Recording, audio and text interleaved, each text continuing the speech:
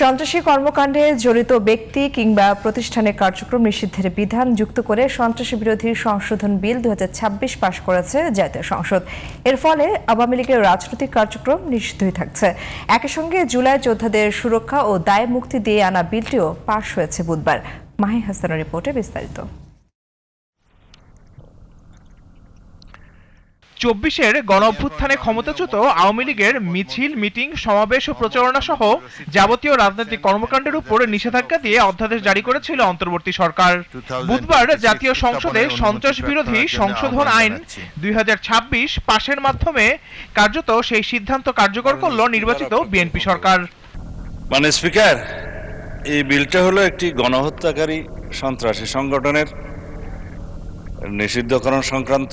এদিন অধিবেশন শুরুর প্রায় 2 ঘন্টা পর বিলটি পাশের জন্য সংসদে উত্থাপন করেন স্বরাষ্ট্রমন্ত্রী সালাউদ্দিন আহমদ।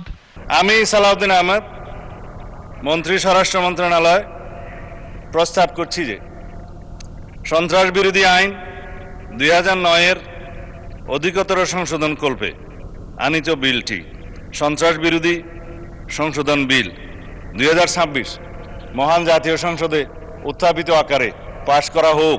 তবে আইনটি পাশের জন্য আরেকটু সময় চান বিরোধী দলীয় নেতা ডাক্তার শফিকুর রহমান। জবাবে স্পিকার হাফিজউদ্দিন আহমদ বলেন, আপত্তি জানানোর জন্য নির্দিষ্ট সময় আছে। বিলের এই পর্যায়ে এসে সেই সুযোগ আর নেই।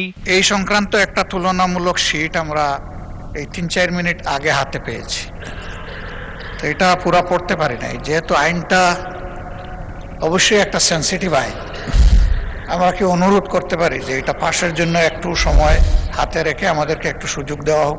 আপত্তি জানাবার জন্য একটা নির্দিষ্ট সময় আছে, সেই সময় আপত্তি করলে এটা আমরা গ্রাহ্য করতে পারতাম। এখন বিলের এই স্টেজে আর আপত্তি করার সুযোগ নেই।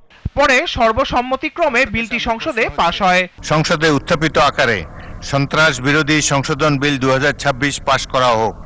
যারা এই প্রস্তাবের পক্ষে আছেন তারা হ্যাঁ বলুন, যারা এই প্রস্তাবের বিপক্ষে আছেন তারা না বলুন। আমার মনে হয় হ্যাঁ জয়যুক্ত হয়েছে, হ্যাঁ জয়যুক্ত হয়েছে, হ্যাঁ জয়যুক্ত হয়েছে। Mahi Hasan, GTV news, Dhaka.